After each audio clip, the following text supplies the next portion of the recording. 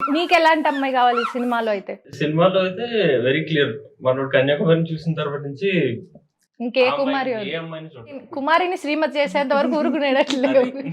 బట్టల కొట్లో పనిచేసినట్టు ఈ సినిమాలు చేశారు కదా, అసలు ఆ లిస్ట్ ఎలా చదివారు? సింగిల్ టేకా? సింగిల్ టేక్ లిస్ట్ మొత్తం సింగిల్ టేక్. ఇప్పుడు చెప్పగలరు, ఎవరైనా చెప్పించారు ఇంతకు ముందు ఇంటర్వ్యూస్? అన్ని ఇంటర్వ్యూస్ అయితే మన ఇంటర్వ్యూలో చెప్పొద్దు, ఏం ప్రాబ్లం. ఇంటర్వ్యూ చెప్పాలనుకుంటున్నాను. అలాగా నీకు స్పెషల్ ఆఫర్. నాకే ఈ ఆఫర్ ఎందుకు?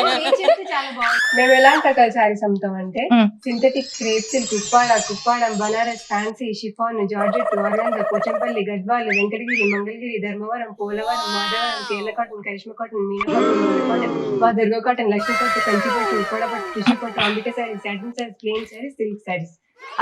కాఫీ తాగే ఏంటది? Synthetic crepe silk, Kuppadam, Banaras.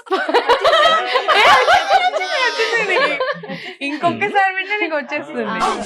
ఇంత పెద్ద లిస్ట్ ఇంత బాగా గుర్తు పెట్టుకోవడం great. So Madhu, coming to you.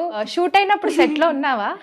Actually the whole journey with them towards the end నుంచి నాది స్టార్ట్ అయింది. వాళ్ళ ఫిల్మ్ టువర్డ్స్ ద ఎండ్ వచ్చినప్పుడు మెత్తే. యాక్చువల్లీ ఇంత చిన్న స్మాల్ వరల్డ్ అని నేను ఎప్పుడు అనుకోలేదు. నేను వాళ్ళ ట్రైలర్ చూసినప్పుడు I never thought that I will be coming forward to present this film and all of that.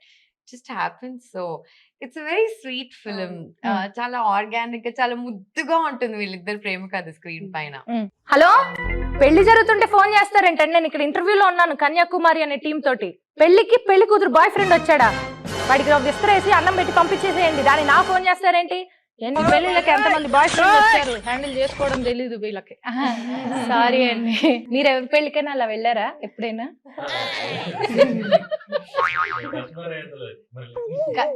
లేదు, మీ ఎక్స్ గర్ల్ ఫ్రెండ్ పెళ్లికి వెళ్ళడం, అక్కడ బాధపడి లేదా? ఓ, అసలు ట్రైలర్ చూస్తే మూవీ చాలా ఆర్గానిక్ గా ఉంది. పల్లెటూరు బ్యాక్ డ్రాప్ లో చాలా అందంగా ఉందన్నమాట. ఇప్పటికి కొన్ని పల్లెటూరు బ్యాక్ డ్రాప్ లో వచ్చిన సినిమాలన్నీ కాదు కానీ కొన్ని అయితే చాలా బాగుంటాయి. సో మీ సినిమా ఆ సినిమా తోటి ఎంత డిఫరెంట్ గా ఉండొచ్చు? అంటే దీంట్లో ఏంటంటే పల్లెటూరు అనేది జస్ట్ ఒక సెట్టింగ్ కాదు, అదొక క్యారెక్టర్ లాగా సినిమాలో. అది లేకపోతే సినిమా చేయలేదు. అంటే నీకు సెంట్రల్ క్యారెక్టర్స్ లో రైతు ప్లస్ అక్కడ షాప్ లో పనిచేసే అమ్మాయి. సో హీరో ఈయన కాదు పల్లెటూరే అని చెప్తున్నారు అన్నమాట. Characterisations are very very strong. ఇప్పుడు ఒక రైతు గురించి ఇంత డీటెయిల్ గా చెప్పినట్టు నేను చూడలేదు.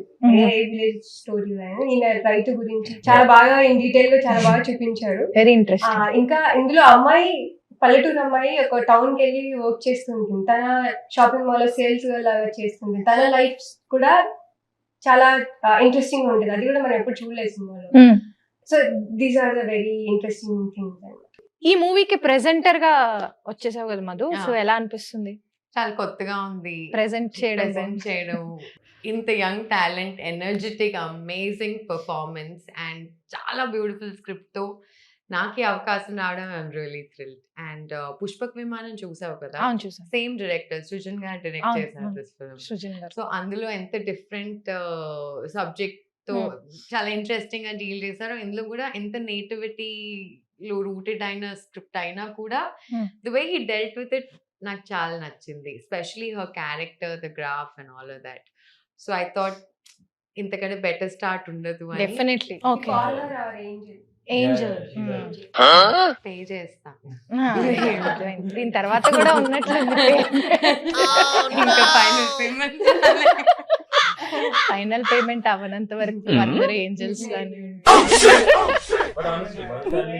బట్ మధుశాలిని వచ్చాక ఒక స్పెషల్ కలర్ వచ్చింది మూవీకి.